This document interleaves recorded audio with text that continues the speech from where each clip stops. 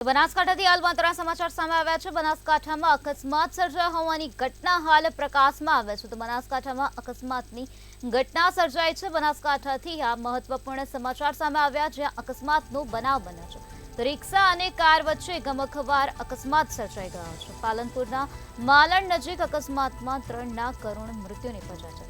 તો અકસ્માતની ઘટનામાં 3ના કરુણ મૃત્યુ નિપજ્યા છે। દંપતી સહિત 3 વ્યક્તિઓના મોતથી અરેરાટી વ્યાપી ગઈ છે।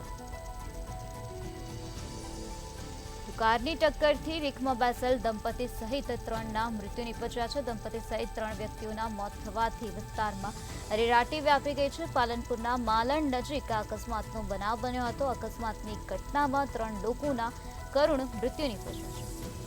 રિક્ષા અને કાર વચ્ચે આ પ્રકારે ગમખ્વાર અકસ્માત સર્જાયો હતો। દંપતી સહિત 3 વ્યક્તિઓના મોતથી અરેરાટી વ્યાપી ગઈ છે। કારની ટક્કરથી રિક્ષામાં બેસેલ દંપતી સહિત 3ના મૃત્યુ નિપજ્યા। હાલ આ સમગ્ર મામલામાં પોલીસ દ્વારા વધુ કાર્યવાહી હાથ ધરવામાં આવી છે।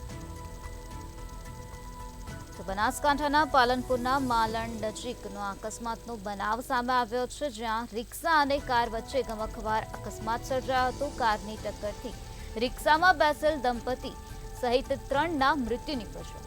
તો દંપતી સહિત 3 વ્યક્તિઓના મોતથી વિસ્તારમાં અરેરાટી વ્યાપી ગઈ છે। પાલનપુરના માલણ નજીક આ ગમખ્વાર અકસ્માત સર્જાયો છે। આ બનાવ અંગે પોલીસને જાણ કરાતા પોલીસ ઘટના સ્થળે પહોંચી હતી અને પોલીસ દ્વારા હાલ આ સમગ્ર મામલામાં વધુ તપાસ હાથ ધરવામાં આવી છે। તો આ જ મુદ્દે વધુ માહિતી આપવા માટે આપણી સાથે સંવાદદાતા રમેશ પટેલ જોડાઈ ગયા છે। શ્રી રમેશ, બનાસકાંઠામાં રિક્ષા અને કાર વચ્ચે ગમખ્વાર અકસ્માત સર્જાયો હતો જેમાં 3 વ્યક્તિઓના મૃત્યુ નિપજ્યા છે। શું છે વધુ વિગત?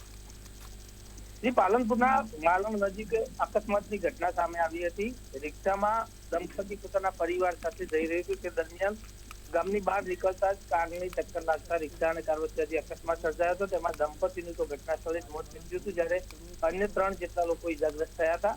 તેમને પાલનપુર સારવાર માટે ખસેડવામાં આવ્યા હતા ત્યારે વધુ એક વ્યક્તિનું સારવાર દરમિયાન મોત થયું છે। ત્યારે આ અકસ્માતની ઘટનાને લઈ અને ઘટના સ્થળે પણ લોકોના ટોળા એકત્ર થયા હતા અને આ ઈજાગ્રસ્તોને 108 મારફતે પાલનપુર સિવિલ હોસ્પિટલમાં ખસેડવામાં આવ્યા હતા। જોકે તમામ ઘટનાને લઈ અને તાલુકા પોલીસને જાણ કરવામાં આવતા તાલુકા પોલીસની ટીમ પણ ઘટના સ્થળે પહોંચી હતી। જોકે દંપતીનું મોત થતા સમગ્ર ગામમાં પણ અત્યારે તો ઘેરાશોકની કાલીમાં છવાઈ છે।